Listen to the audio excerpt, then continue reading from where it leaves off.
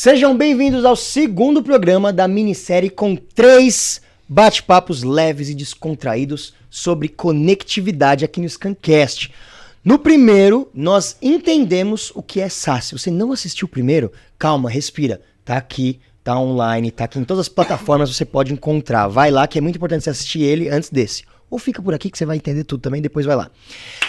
Hoje a gente vai falar sobre SSE, que é Security Service Edge. E mais uma porção de siglas que a gente vai entender para que servem. Tá começando mais um Scancast, o podcast de carreira e tecnologia da ScanSource. Eu sou Alberto Viçoso, viu? Só pra vocês lembrarem, porque estavam falando aqui que o meu nome não aparece escrito nos lugares. Viu, Fernando? Prometi aqui, ao vivão, lancei. Vai aparecer escrito agora, só porque eu falei. E hoje eu converso mais uma vez aqui com os meus queridos Leandro Cibuca da Conversis. Conversis ou Conversis? Conversis. Conversis IT Solutions. E o querido Robson Silva, que é da Aruba. Eles são especialistas no tema e vão simplificar tudo pra gente. Sejam muito bem-vindos mais uma vez. Obrigado. Lembrando que essa minissérie é oferecida pela Aruba, uma empresa que ela cria, gente. Ela cria as soluções e as tecnologias para a conectividade, e a Conversis, que é a empresa que leva até a gente, né? Não adianta nada a gente ligar a televisão e ver umas coisas maravilhosas que nunca chegam para nós. A Conversis nos ajuda e traz para o nosso dia a dia. Muito bem, vamos lá. Olha, bati uma palma estralada aqui. Gente, para começar, o que significa essa sigla SSE? Acho que esse aí é o primeiro, é a primeira sopa de letrinhas, né, que a gente já começa a entrar dentro de uma seara que daqui para frente é o que mais vai ter, né? Então a gente vai falar aqui de SSE, de ZTNA, de SWG, então a gente vai crescer aí bastante coisa. Acho que essa primeira sopa de letrinhas aí foi a primeira introdução que você trouxe pra gente, Albertão, que é a parte de Security Service Edge, né? Quando a gente fala do universo de SSE, quando a gente entra no mundo SaaS, essa é a parte de segurança do universo de SaaS, né? O que a gente comentou lá no nosso primeiro episódio. Quando a gente entra para o SSE, né, o que entendemos que cada vez mais os usuários eles estão trabalhando, né, de uma forma híbrida, né, onde quer que eles estejam. Onde o SSE entra em toda essa história? O SSE ele vai entrar para criar o contexto de segurança voltado para o elo mais fraco do universo de cybersecurity, que são os usuários. Então, o SSE é uma camada de segurança que a gente vai começar a falar daqui para frente, focado na segurança dos usuários, que é uma perna do SaaS que a gente já tá vindo aí na nossa trilogia conversando aqui. Que legal. E aí quando a gente fala, como é que é? Security Service Edge. Enche a boca para falar. Bonito, Security, né? Service Edge. Eu acho bonito, eu gosto. Então a gente está falando sobre um serviço de segurança da borda. Quando a gente fala borda, né, para começar a separar, que a gente falou aqui, pô, mundo de IoT, de tudo que é tecnologia, tudo que é conectividade. Quando a gente fala de borda, a gente está falando exatamente do quê? Seria a camada, né, na verdade, ou o nível de segurança no que tange o complexo, né, de SaaS, né, que muitas academias, né, dependendo do fabricante, cada um aborda de uma maneira, né, mas se você imaginar o conceito SaaS, você está normalmente pensando em SD-WAN mais segurança, né? Quando você foca só na parte de segurança, aí você está entrando no mundo de SSE, né? Então, o SSE é a sigla principal e ali embaixo tem toda essa sopa de letrinhas, né? Onde agregam, né? Que é um conceito que foi trazido pelo Gartner sobre umas somatórias de tecnologias que foram se aperfeiçoando durante os anos para compor essa camada, né? O edge de segurança do conjunto de SaaS, é onde a gente vai olhar todos os quesitos de segurança, né? E lembrando daquela história da primeira sessão, né, de jornada, do que a corporação precisa para encaixar as ferramentas de maneira que se aproveite a estrutura que ela tem, pensando nesse conceito nuvem mais corporação, é onde a parte de SSE, onde tem os componentes de segurança, com cada item, né, cada filosofia de cada pedaço da rede que está conectado, tem ali uma sigla, né, que vai representar um conjunto de tecnologias de segurança para fazer essa blindagem dessa parte da configuração de SASE. Ah, entendi. Porque assim, eu, né, leigo aqui, quando eu vejo Edge, a primeira coisa que vem na minha cabeça, talvez seja um equívoco particular, mas se eu tô errado, mais gente tá errado. Eu sempre falo assim, se eu acho alguma coisa, deve ter mais alguém que acha também. Quando a gente fala Edge, eu penso sempre que é a ponta da tecnologia. E o que eu vejo com ponta? Tipo assim, o notebook, um celular, essas coisas que o usuário tem contato. Então não é isso quando a gente tá falando do universo SaaS. A gente tá falando do lado de segurança. Também, tá? Então, quando a gente fala também, o que é? Quando a gente cria este contexto, e aí a gente vai falar um pouquinho mais à frente, o contexto, né, de ZTNA, de Security Web Gateway, de CASB, tudo isso está voltado para a ponta, está voltado para os usuários, né? Ele está voltado para proteger os usuários onde quer que eles estejam. Entendi. Né? Então, quando criamos toda essa nova camada de segurança, criando essa proteção, é exatamente para a ponta. Né? E o que é mais importante dentro dessa ponta? Eu já dando alguns spoilers, né? De algumas coisas que estão por vir aí, né? É a questão de latência. Então, quando você olha os produtos, né, que faz essa segurança de Security Service Edge, o que é mais importante? A gente já falou no episódio anterior que cada vez mais os dados das empresas, dos usuários, eles estão cada vez mais na nuvem, né? E aí quando a gente olha todo este contexto, eu estou colocando uma camada a mais de segurança. O que pode acontecer é a questão de latência. Então, quando você vai acessar uma proposta, quando você vai acessar um arquivo, pode ter uma certa lentidão. Mas quando falamos, né, de tecnologias de ponta, quando falamos do SSE que a Aruba traz para esse nosso contexto, nós conseguimos fazer a análise de todos esses dados, todo esse filtro, né, que é muito importante para esse segmento a nível de nuvem. Ou seja, já tratamos o mal, né, já tratamos os arquivos e já tratamos as regras onde o arquivo está. Entendi.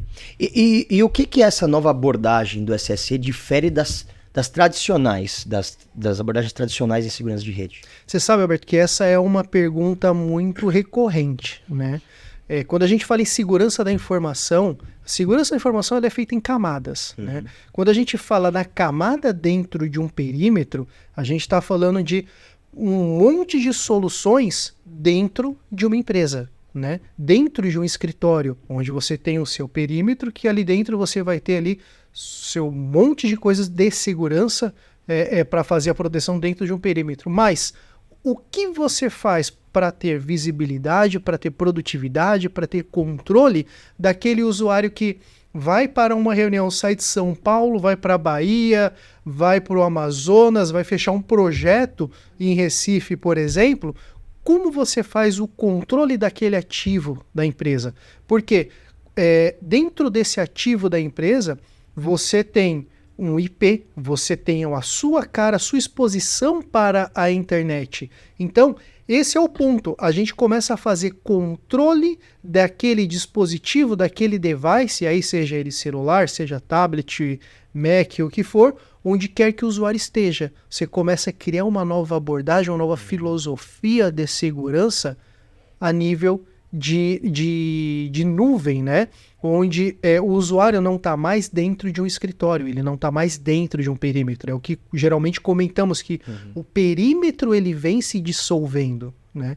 Então é muito disso, é uma proteção para a ponta, para criar regras e padrões de segurança para aquele usuário onde quer que ele esteja.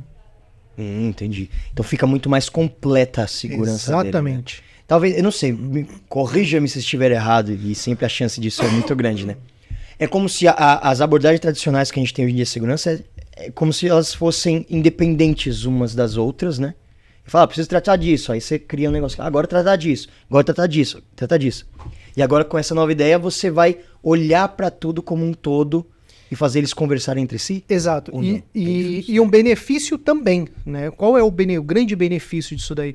Quando a gente cria um problema, a gente vai solucionar esse problema. E aqui eu gero um problema, um novo problema, um problema B, a gente vai tratar esse novo problema. O que que isso me traz? Me traz diversos dispositivos, diversas consoles para gerenciamento. Quando falamos do SSE, quando falamos desse mundo de segurança, eu tenho isso tudo em uma única console. Então eu estou centralizando todos os meus dados e ali eu vou ter relatórios, eu vou ter ali diversas informações para ajudar dentro do meu controle.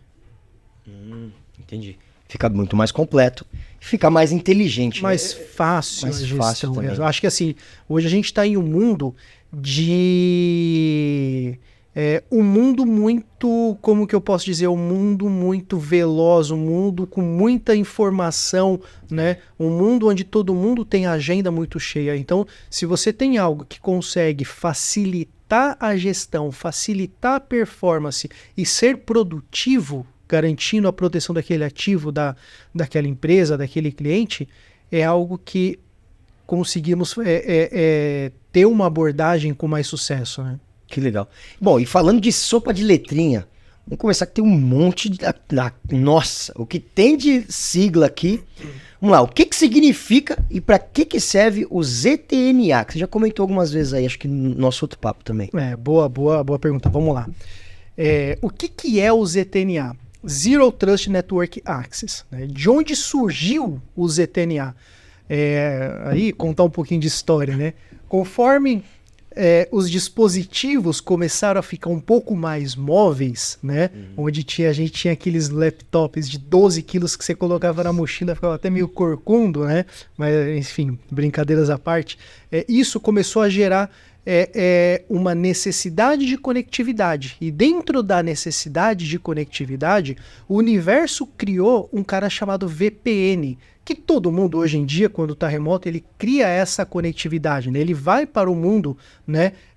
Se eu estou dentro de um hotel, dentro de um escritório, eu preciso fechar uma VPN para o meu escritório para ter acesso aos meus dados, né? Para ter acesso à nuvem. E quando a gente fala de VPN, a VPN ela começa a ser vulnerável. Porque vamos lá, vamos explicar aqui para que serve uma VPN.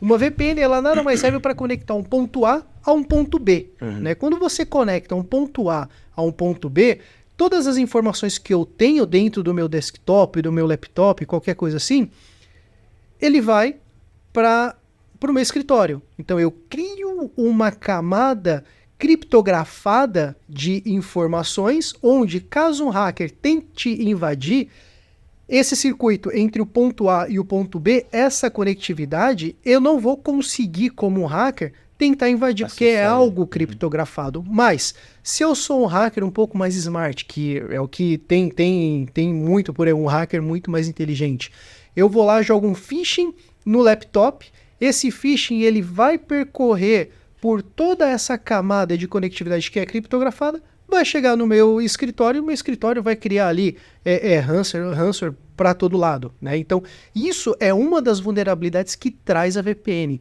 Uma outra vulnerabilidade, o que é? Questão de IP. A gente falou um pouquinho no nosso último Scancast ali, o que é o IP, né? Então, quando você gera uma VPN, você está expondo o seu IP público para o universo, que também é uma vulnerabilidade, né? Quando você entra, uma vez que a gente entendeu o que é uma VPN, o que a gente entendeu o que o que são algumas das vulnerabilidades que existem nesse conceito de VPN, entrou o mundo de ZTNA, de Zero Trust Network Access. O que é esse troço, né? Essa primeira sopa de letrinhas aí. É algo que você vai criar uma conectividade com a nuvem, no caso a nuvem da Aruba, e nessa nuvem ela começa a analisar todos aqueles pacotes. Ou seja, se eu tenho phishing na minha máquina, fecho essa nova conectividade com a minha empresa, matriz, filial, nuvem, o que quer que seja, no ponto, eu acabei batendo no microfone aqui, desculpa pessoal, no ponto ali no meio, você tem algo para fazer a inspeção de todos esses dados. Então, se eu tenho um phishing que vai do ponto A para o ponto B, Eu sei exatamente que a máquina X do mocinho que vai fazer uma proposta, ele tem uma vulnerabilidade. E isso eu consigo ter relatórios e facilitar os nossos amigos aqui, né? A criar um universo mais seguro com os clientes, né? O conceito de Zero Trust, né, para acesso de rede, ele vem da evolução da autenticação direta na rede, né? Então, a segurança de perímetro, onde começa o conceito de autenticação, ela parte do princípio que você tem que conhecer tudo e todos que estão conectados na sua rede, né? Uhum. Então, a autenticação é essencial. É essencial que você conheça, né? E do princípio das ferramentas mais avançadas de segurança, o princípio inicial é esse. Né? Para você ter controle, você tem que conhecer, você tem que saber quem é. Né? Uhum.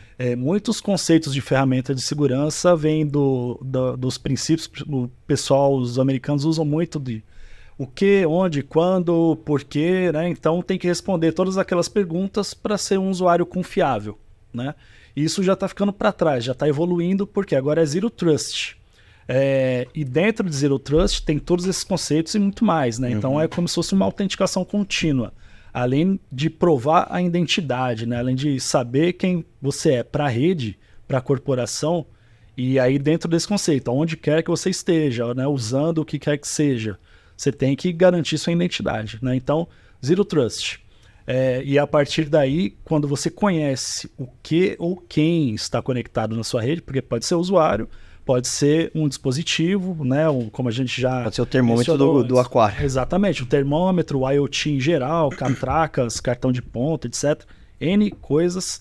Isso precisa ter Zero Trust, confiança zero para isso. Ou seja, isso vai ser inspecionado a todo momento, porque é um dispositivo que está usando a nuvem da empresa, ou a rede, ou o híbrido, né?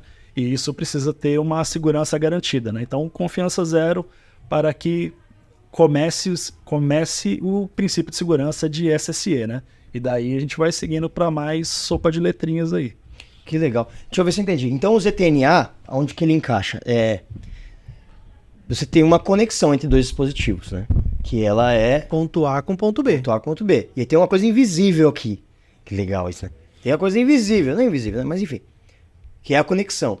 O ZTNA vai trabalhar na conexão. Vendo o que está vindo de um, para garantir que aquele lá não está vindo. Por exemplo, tem um phishing aqui que está vindo do ponto A. O ZTNA, ele é o substituto da VPN. Vamos colocar assim que o ZTNA ele é a VPN de próxima geração. Ou seja, a VPN ela vai criar esse túnel criptografado. O ZTNA ele vai criar esse túnel criptografado de uma forma segura, com uma inspeção de vulnerabilidades entre os dois pontos, do ponto A e o ponto B, de uma forma que ele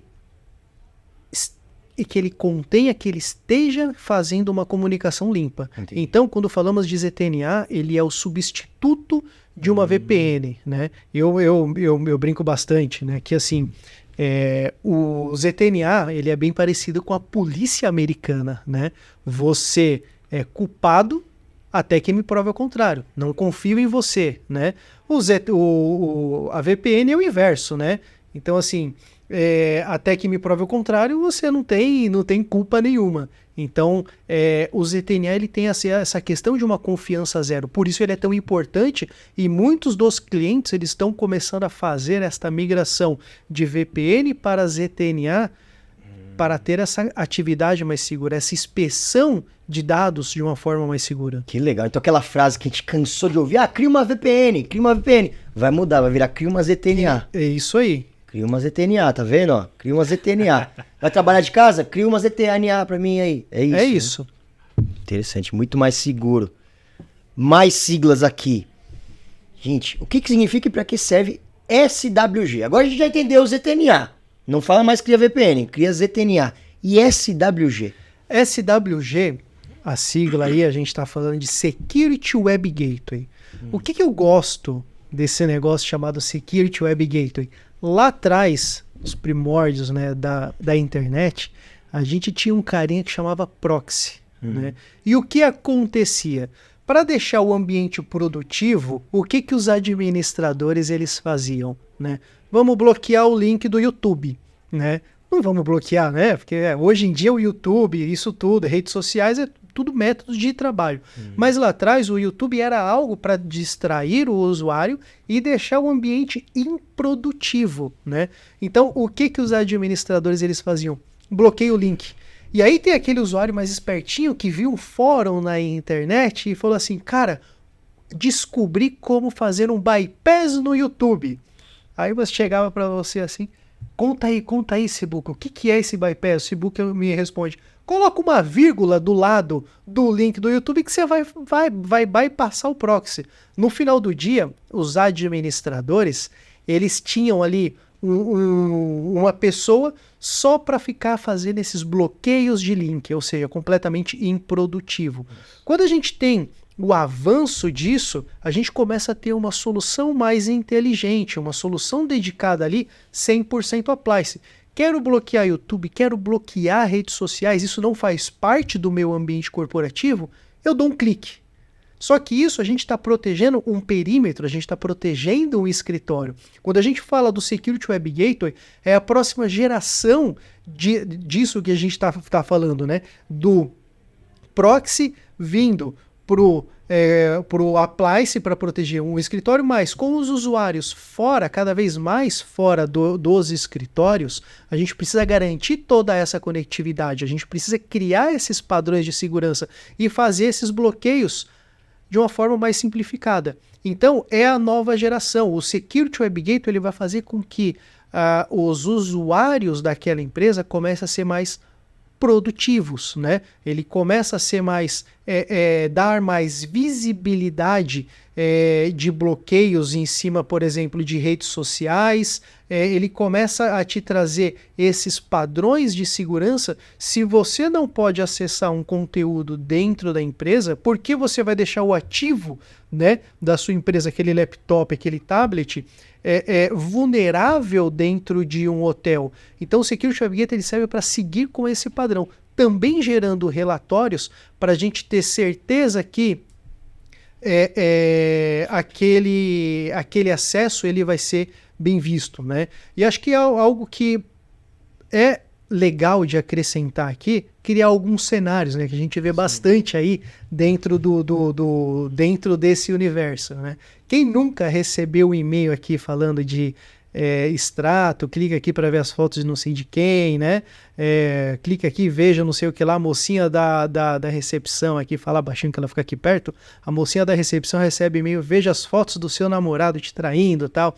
E isso tudo são phishings, né? São algo que os hackers eles lançam para você clicar, né? E no momento que você clica, a gente tem todo aquele contexto de uma infecção, né? O Security Web Gateway ele entra exatamente para fazer essa camada de proteção também, né? Nossa, que maravilha. Exatamente. Tem que colocar esse computador da minha mãe, o celular da minha mãe, que ela clica em absolutamente tudo. Eu falo, não clica.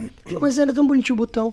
Outra coisa que ele vai ajudar muito, a gente viu aí, né, dentro de Globo Repórter, Fantástico, Jornal Nacional, tudo isso, aqueles negócios de página fake de bancos, né? Então o Security Web Gateway ele também tem uma camada de proteção ali que ele vai garantir que a página que você quer acessar é realmente a página que você vai acessar.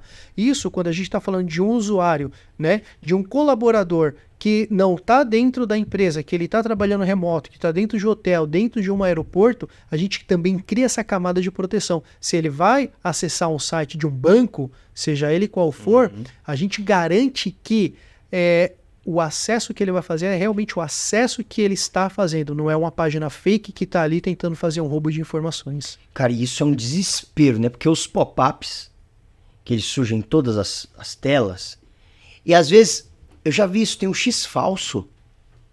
Isso é uma sacanagem, né? Tem o X falso, que é um botão que te...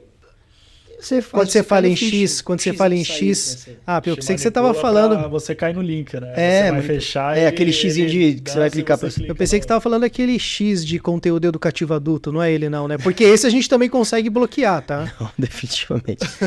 Não, mas você vai lá, você abre, pô, com coração bom, você fala, nossa, deixa eu ver uma notícia aqui. Aí vem um pop-up lá e você aperta o X e não era o X que devia. Mas dá pra fazer isso? Eu tô achando legal pra caramba, porque...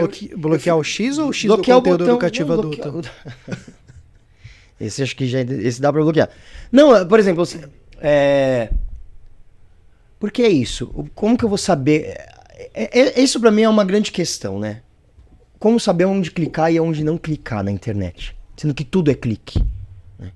Como é que eu vou saber que eu abri uma página, que aquele link que parece uma chamada de uma notícia, não é um botão que... É aí que começa a grande magia da sopa de letrinhas aí, né? É aí que começa onde você faz essa combinação das tecnologias que estão ali dentro do mundo, né, do SSE, começa a ajudar a corporação, começa a ajudar o usuário a não cair nessas armadilhas, né?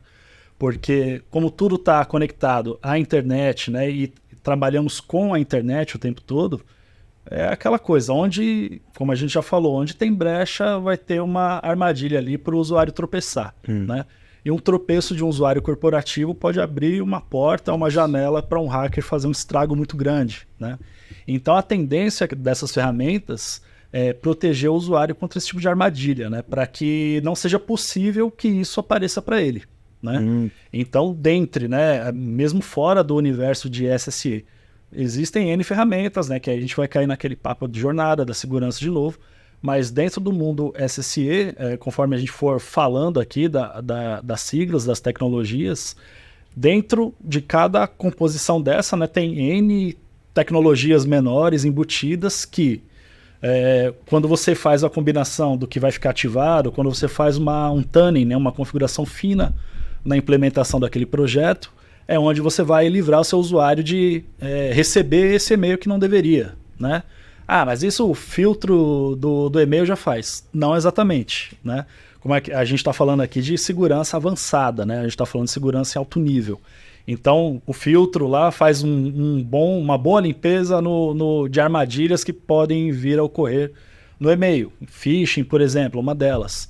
Mas não é 100%. Então, você tem que garantir ali que o seu usuário não caia naquilo. Então, você vai implementando níveis de segurança, né, como CASB, como as tecnologias que estão ali dentro do SSE para evitar que o usuário corra esse risco, né? Então começa com o ZTNA, depois vai para o CASB, depois tem o SWG, então essa combinação vai garantindo o perímetro ali para o cara conseguir trabalhar tranquilo, para a empresa ficar tranquila de onde quer que seja que aquele usuário esteja conectado, né? Acessando o quê?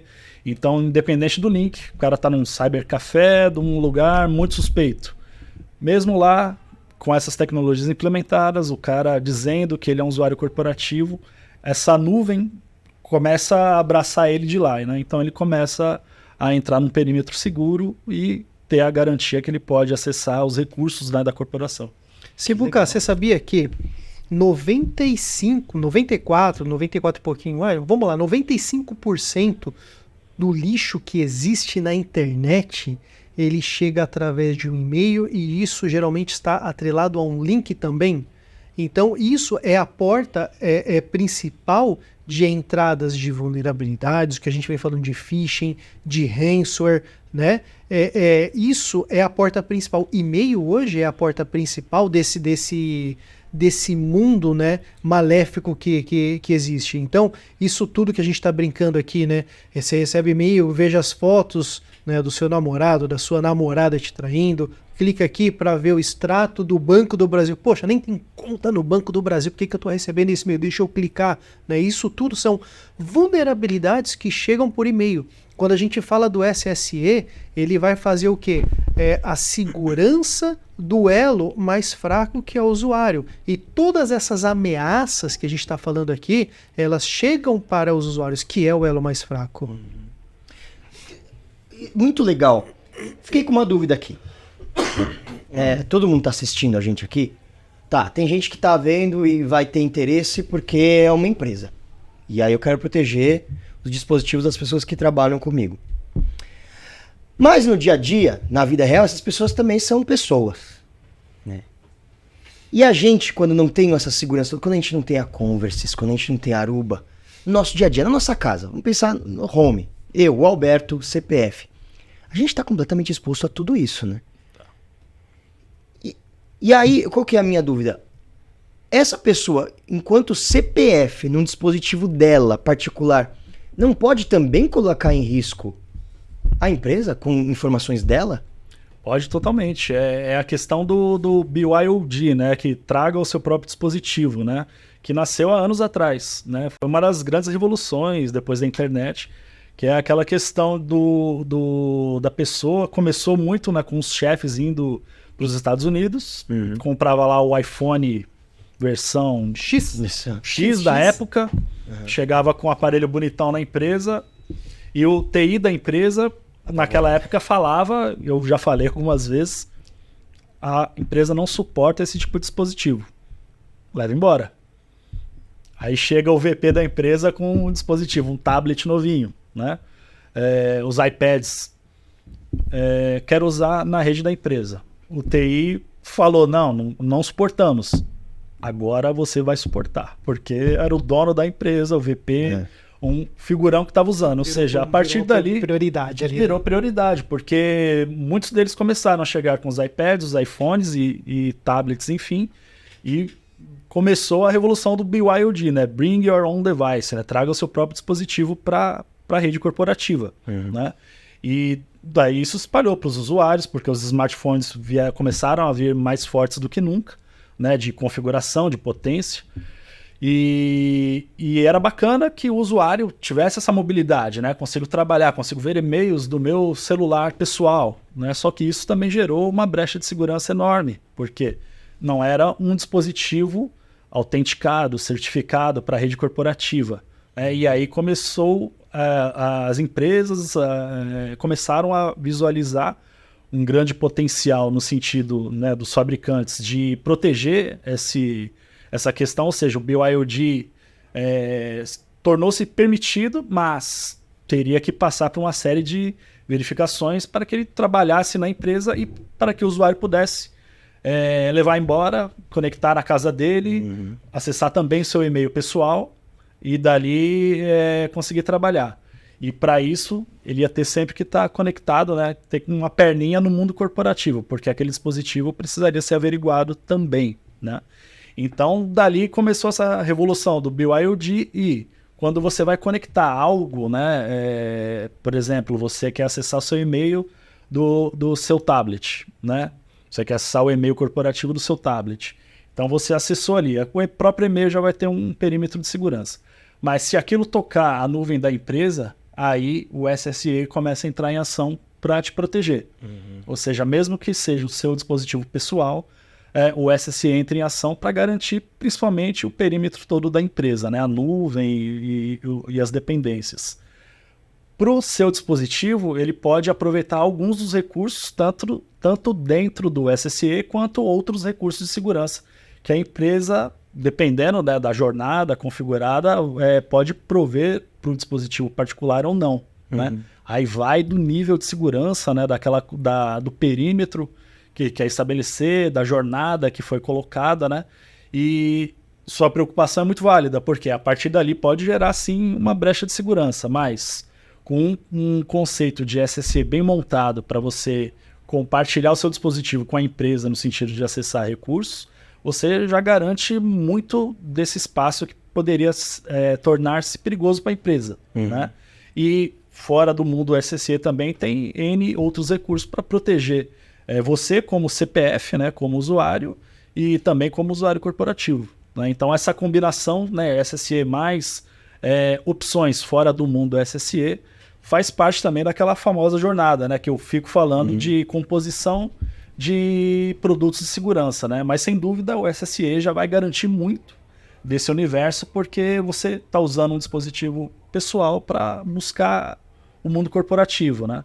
E você pode ter essa combinação toda para se garantir e para garantir a tranquilidade da empresa também, né? E acho que o SSE também ajuda bastante nessas empresas de novos conceitos, né? O que são essas empresas de novos conceitos? Essas empresas que assim não têm escritório. Todo mundo trabalha de uma forma remota, né? Então a gente vê aí diversos bancos, diversos lugares que todos os dados dessas empresas de nova geração, vamos chamar assim, já estão em nuvem. onde você só precisa de um laptop para desenvolver as suas atividades. Então o SSE ele entra para criar essa nova estratégia de proteção, né? Porque é o que a gente falou, quando temos essa jornada, essa transformação digital, que a gente estava comentando nos vídeos anteriores, é preciso criar esta nova camada, criar um novo discurso de segurança, né?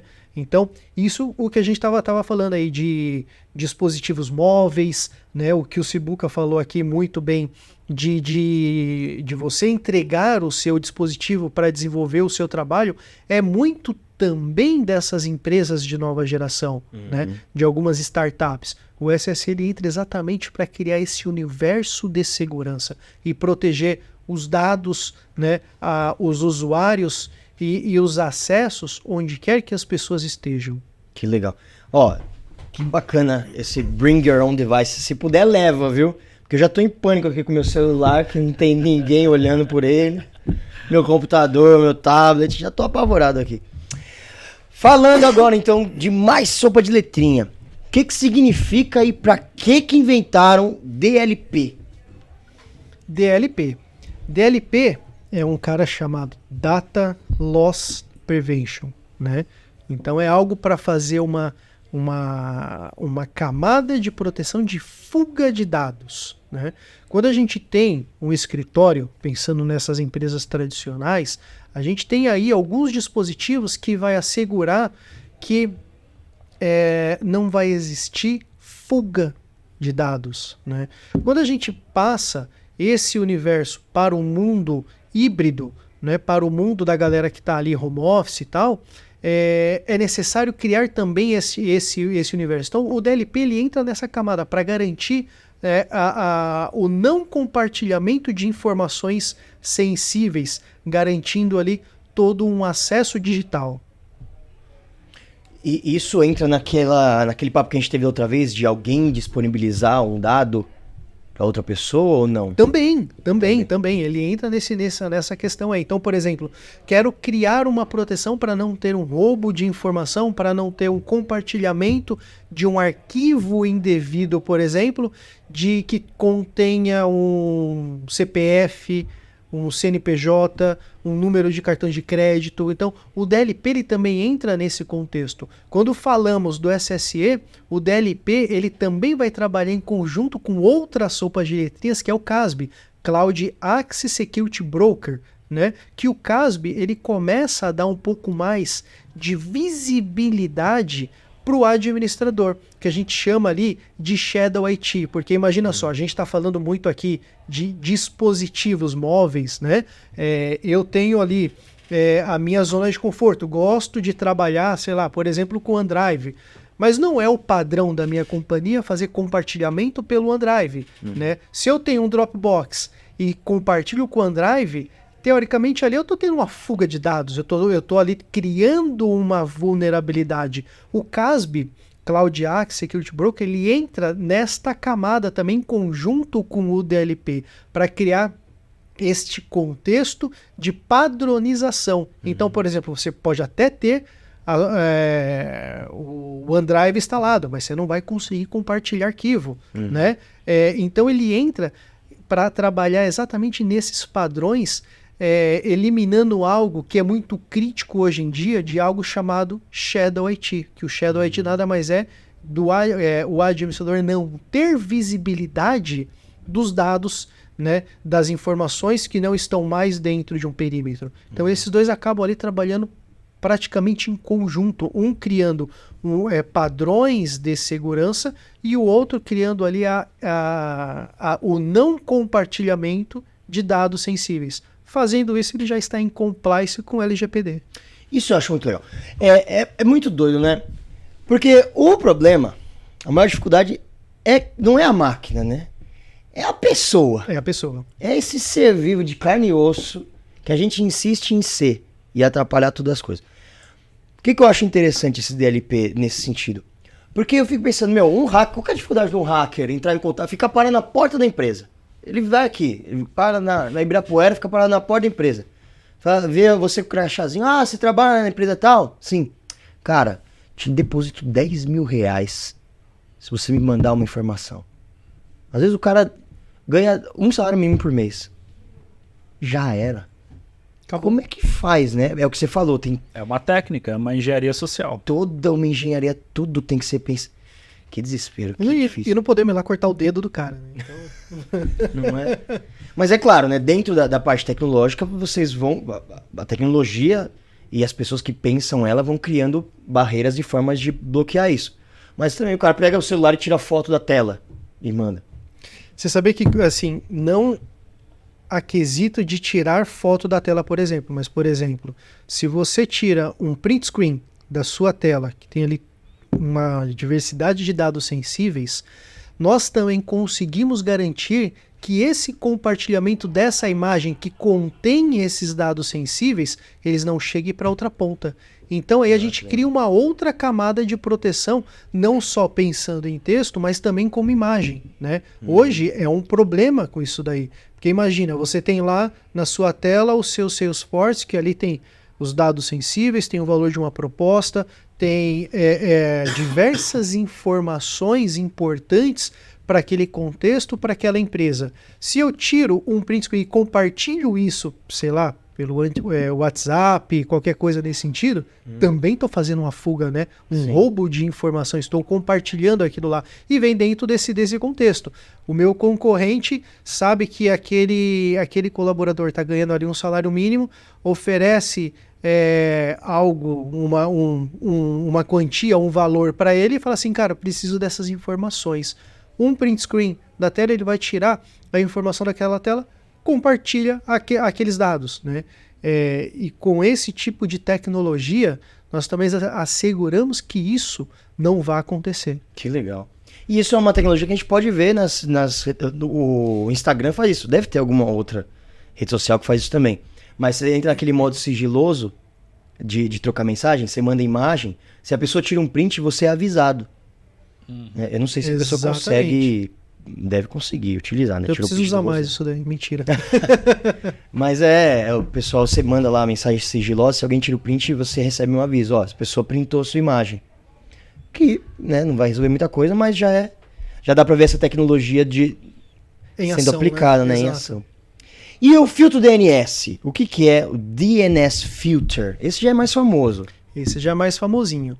Antes de falar o que é, né, o filtro, acho que a gente precisa entender o que é o DNS, né? Tá.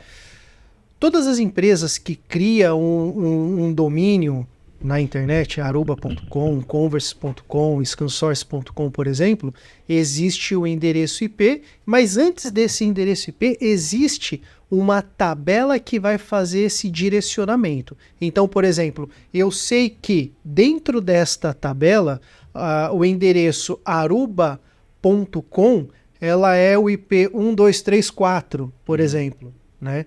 Quando a gente tem o filtro DNS, o que acontece? Isso é um método que os hackers eles utilizam. Eu jogo um phishing na sua máquina e ele cria ali uma tabela DNS e ele fala assim que a Aruba não é o IP 1234, é 10, 11, 12, 13. E esse 10, 11, 12, 13 é o que vai te encaminhar para uma página fake. Né? Então, quando temos esse filtro DNS, o que ele garante? Que quando você vai acessar a página aruba.com, por exemplo, você vai acessar a página aruba.com no IP correto, que é 1234. Né? Não aquele IP fake. Então ele cria essa camada de proteção garantindo que aquilo que você vai acessar é aquilo que realmente é válido. Né? E se não for válido, temos uma série de dispositivos, uma série de relatórios que vai fazer essa entrega para entendermos que a máquina XPTO, a máquina daquele colaborador que está dentro de um hotel em Fortaleza, por exemplo, está com uma vulnerabilidade, está com vírus. Então, quando falamos de filtro DNS, a gente consegue criar também, né, mais essa camada de proteção. Que legal, é como se fosse uma fotografia do que é certo. E aí vai sempre comparando lá, opa, isso aqui mudou, para. Do mesmo jeito que nós temos, né, o nosso CPF, o nosso RG, né, CPF lá para a Receita Federal, ele sabe que o Robson é o CPF número X, né? A internet reconhece que o IP número tal, o IP número 1234, por exemplo, é o IP da Aruba. Tudo que é Aruba é direcionado para esse IP, né? Tudo que é Converse é direcionado para aquele IP. Então a gente garante aquela entrega correta. E isso tudo, toda essa análise é feita a nível de nuvem, com a nuvem, né, que a Aruba propõe, né, que criar todo esse contexto de segurança que a gente está batendo esse papo hoje aqui. Que legal. E aí, e o IP também você não copia o IP. O IP é único, né? O IP é único. Ah, então não dá pro cara replicar o meu IP e falar assim, você que fez esse ataque, porque o cara vai lá, puxa o IP e aparece o meu IP, sendo que não fui eu que fiz. Não tem como também. Não tem como, porque assim, quando você tem dois IPs, ele começa a ter conflito, né, dentro de um universo, né? Nesse caso, ele faz você não pode ter conflito de IP, mas você tem conflito de páginas. Então, por exemplo, você vai acessar o site do seu banco, por exemplo, ele vai te direcionar para um IP que é uma página fake, um IP fake que está ali focado para te fazer roubo de informação, né? Então, isso você consegue fazer. Entendi. E aí, por exemplo, o filtro DNS, isso talvez responda aquela pergunta que eu fiz. Pô, como é que eu entro lá no site entrar no UOL. Entrei no UOL. E aí tem o link que eu quero clicar pra ver a matéria que tá lá. Clico na manchete. Manchete. Meu Deus, entreguei a idade agora. Direto do túnel. Clico na manchete. Jovem. Põe no Google o que é manchete, você vai entender. Clico na chamada, clico no texto. É manchete, né? Não sei. Vai vir canal 9 ali, né? Manchete, canal 9, né? Aí... Caraca, fui longe. O filtro DNS é o que vai garantir que eu tô clicando e tá indo pra matéria mesmo. Mas aí quem é responsável por colocar esse filtro Exatamente. É o jornal. Ó. Exatamente. Assim, quem é responsável por alimentar esta matéria é o jornal. Mas quem é responsável por alimentar aquelas questões de segurança e garantir que aquele pacote, aquele endereçamento, aquela página, o link que você clicou, que é algo seguro, são os fornecedores de segurança. No caso, a Aruba que vai fazer essa entrega. Se ali tiver algo fake, pode ser que seja o UOL, por exemplo, que está com alguma vulnerabilidade, ou a sua máquina que tem algum tipo de vulnerabilidade. Nós vamos garantir que esse link, essa manchete, né, que você vai clicar, né, é algo que é seguro para você assistir. Se não for seguro, ele já vai bloquear o acesso ali. Que legal. E tem algum case onde essas soluções já foram aplicadas? Vocês podem falar? Eu adoro quando tem case. Não precisa citar o nome, não precisa falar, porque... Não precisa. Se quiser também pode falar, a gente tá reunindo com isso. Cara, a gente tem alguns cases sim, né? Tem case principalmente de empresas que estão iniciando a sua transformação digital, que é o caminho mais comum ali, né? Acho que assim, esse case é o principal de empresas que estão trabalhando, né? Fazendo a substituição de VPN para ZTNA, né? Empresas que estão pensando nos colaboradores, na produtividade daqueles colaboradores, pensando em todo aquela espécie de security web gateway ali, criando aqueles padrões, garantindo que aqueles colaboradores não vá acessar nenhum conteúdo educativo adulto, né, onde quer que eles estejam, né? E existem alguns cases também de empresas trabalhando ali em questões de LGPD com CASB. Então a gente tem alguns cases nesse sentido, mas o que é mais interessante, por exemplo, a gente tem alguns cases da cidade de San José, por exemplo, que fez toda a parte de substituição de VPN para ZTNA. Existe um outro case muito famoso que tem, inclusive isso daí está até aberto no nosso site, que é a P&G. A P&G ela criou, né, a substituição de VPN para terceiros com clientes que não precisam instalar a gente. Então esse também é um dos diferenciais que a nossa solução tem, né? Quando você faz o acesso à internet, né? Quando você faz acesso via ZTNA sem precisar de instalar um agente na sua máquina. Você cria uma conexão segura sem precisar desse agente. Então, alguns cases que a gente tem, né? Então, o que a gente tem bastante aqui são clientes iniciando a sua transformação digital, né? Saindo daquilo que é o físico e indo para a nuvem. E a degustação, né, no mundo, né, de TI que a gente chama de POC, né, que é a prova de conceito, ela é muito simples de ser efetuada, né? São tecnologias potentes, né? Um universo, como a gente está explicando aqui, né, que merece uma atenção detalhada.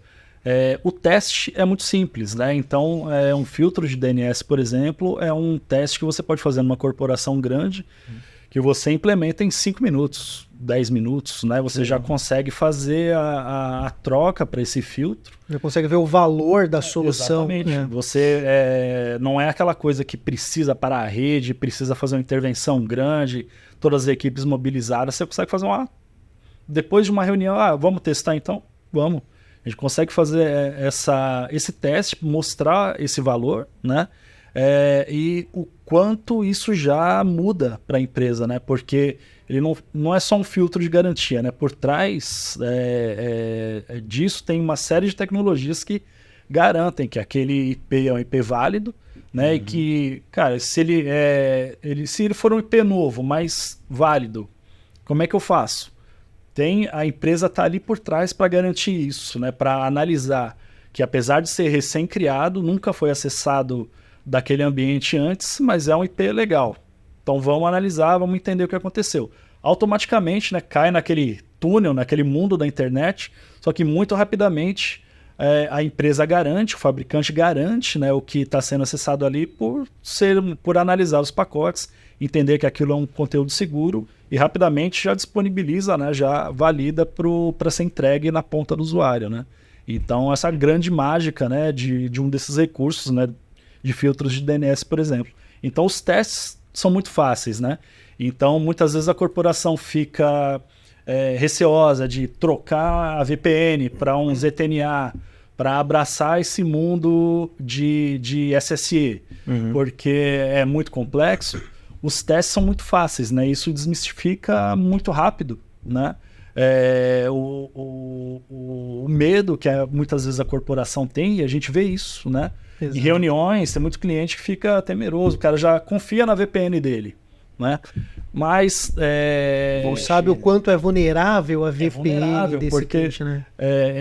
Contando esse tipo de história, eu sempre volto na época da pandemia. Quantos clientes encontrei por aí, no meu condomínio mesmo, no parquinho.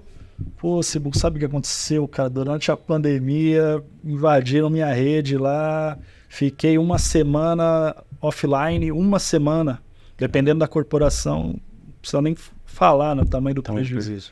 Porque invadiram, sequestraram. É mesmo? E vocês descobriram, né, a causa? O VPN. Acessaram, clonaram o usuário, acessaram a VPN com aquele usuário, entraram na rede e derrubaram tudo, sequestraram, né, exigiram criptomoedas em volta e tal. E muitas vezes a saída do cara é pagar o resgate. Pagar o resgate, porque a falta de soluções, né, que a gente está falando aqui, soluções de backup, DLP, etc., fazem falta nessa hora, né? E é aí que o problema tá, né? Então, assim, quando o cara fica pensando, né? Quando a corporação pensa, pô, mas vou ter que desfazer o meu investimento, né? Que eu fiz, sei lá, recente, né? Cada corporação enxerga de um meio. É muito fácil testar, é importante o teste para desmistificar e ver o quão fácil é e como evoluiu, né? Então já é uma camada de proteção grande que vai te livrar de um problemão, provavelmente. É por isso que o SSE existe, Cibuca, porque é o seguinte, quando falamos desse ambiente distribuído, né, diferentemente do que tinha lá atrás, você dentro de um escritório, né, com todo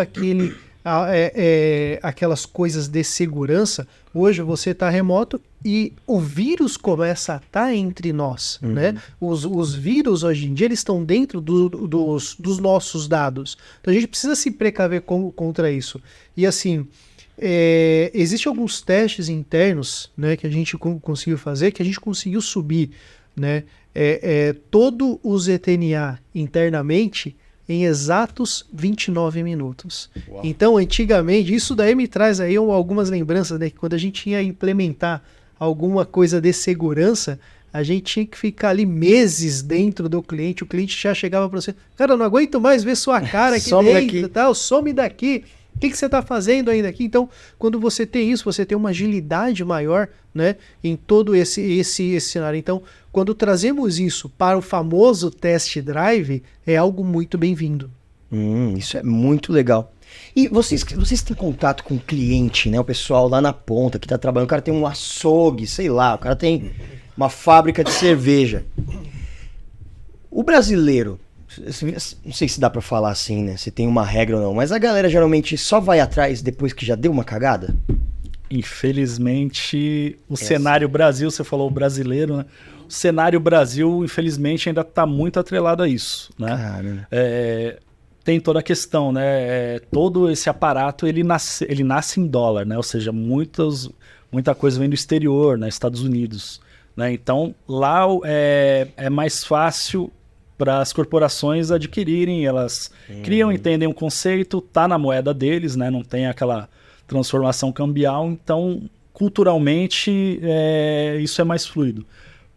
Para o mundo Brasil, né, tem primeiro impacto, né? Transformar para reais, né? Ou seja, já às vezes 5, vezes 6. Né? Fica uma carga pesadíssima, né? E tem um pouco, né, um tempero de cultura do Brasil mesmo de esperar. Fala, pô, isso não vai acontecer aqui, que vai sequestrar a minha empresa, né? E durante a pandemia a gente viu, né, não sei exatamente porquê, mas o hacker estava lá, estava na casa dele com mais tempo, talvez. Não sei. Vou começar a sequestrar servidores por aí. E viu que dava dinheiro, associou a questão de criptomoeda, né? E começou a alastrar e viram um caminho muito grande para tirar dinheiro. Então, desde corporações grandes a pequenas, essa coisa do sequestro virou um sucesso, né? Na dark web, esse tipo de coisa. Então, muita gente começou a estudar esse tipo de ataque para fazer por aí. Porque, em teoria, não tem identificação, é fácil de fazer, a empresa que está desprotegida fica assustada e muitas vezes já prefere pagar. Eu presenciei alguns casos, tanto do universo como consultor, quanto casos de conhecidos, né? Cara, eu já paguei logo porque fiquei com medo, minha empresa precisava voltar. O problema é quando ele começa a pagar em Bitcoin ali. Né? Pagamento em Bitcoin, exatamente. Então, prejuízo grande, mas se aproveitaram de uma vulnerabilidade que ele jamais pensou que fosse acontecer com ele, né? Então, é aquela coisa, é como seguro de carro, né? Jamais vai acontecer comigo.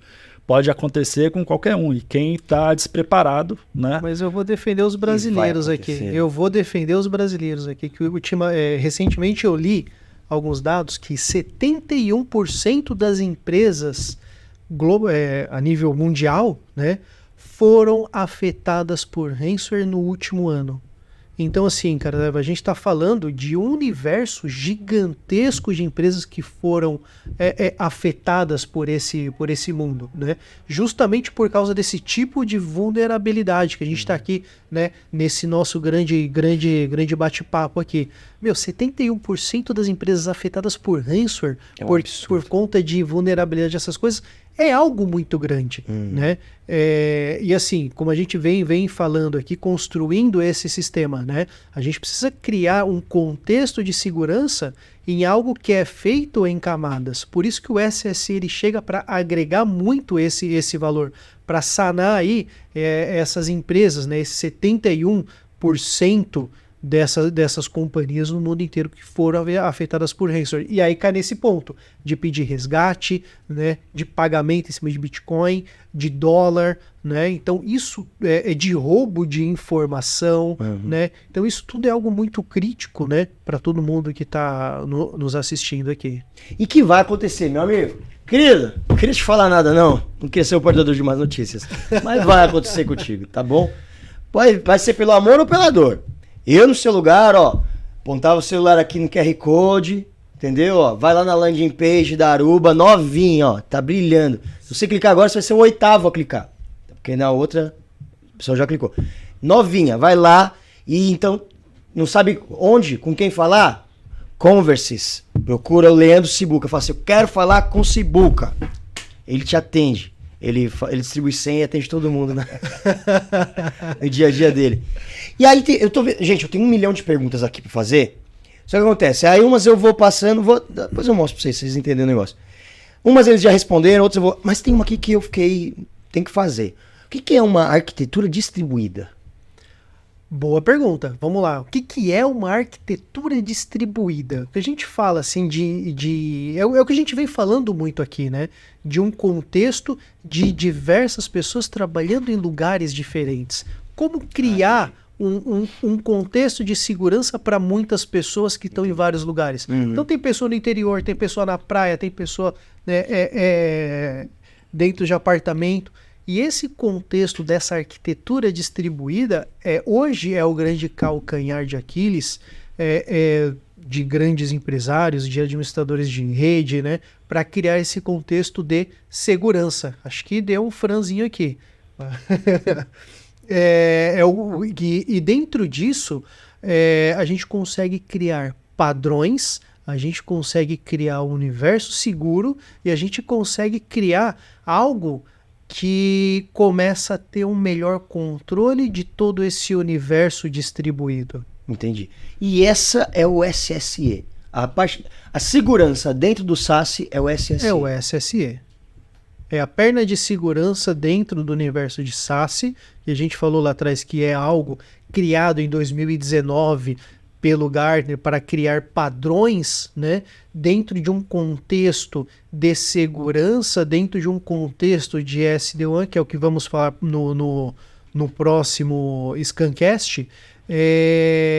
O SSE é o contexto de segurança. Então, o que se torna você apto a falar de SaaS é você estar dentro desses dois mundos. O mundo de SD-WAN, fazendo ali a otimização de pacote, aceleração de dados e todo o resto que a gente vai falar mais pra frente. Não vou dar muito spoiler aqui.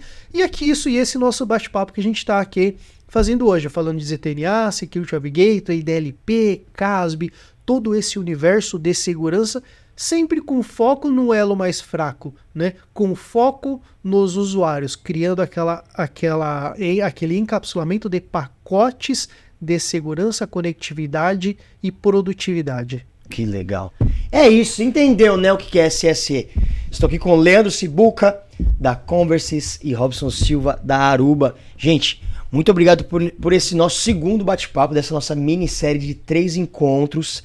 Você não pode perder o próximo, que a gente vai falar sobre SD-WAN, que é a segunda perna do SASE, né? E aí, Fernando, tinha que ter um lugar, pessoal, baixar o diploma.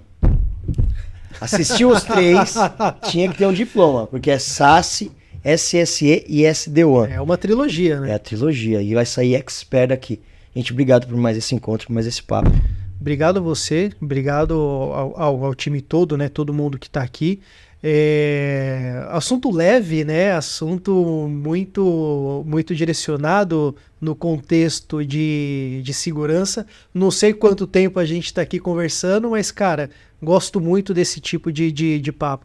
Tô aqui, sempre que vocês precisarem, tô aqui para ajudar, a agregar, a criar esse universo mais seguro com todos os nossos clientes. Maravilha. Muito bacana. Também agradeço em nome da Converses, né, principalmente.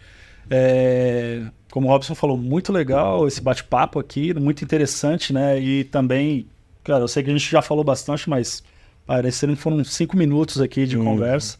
E sempre à disposição. Obrigado. Maravilha. Avaliem a nossa solução, vamos fazer teste, vamos fazer as provas de conceito. E a gente está aqui para ajudar a construir esse universo seguro.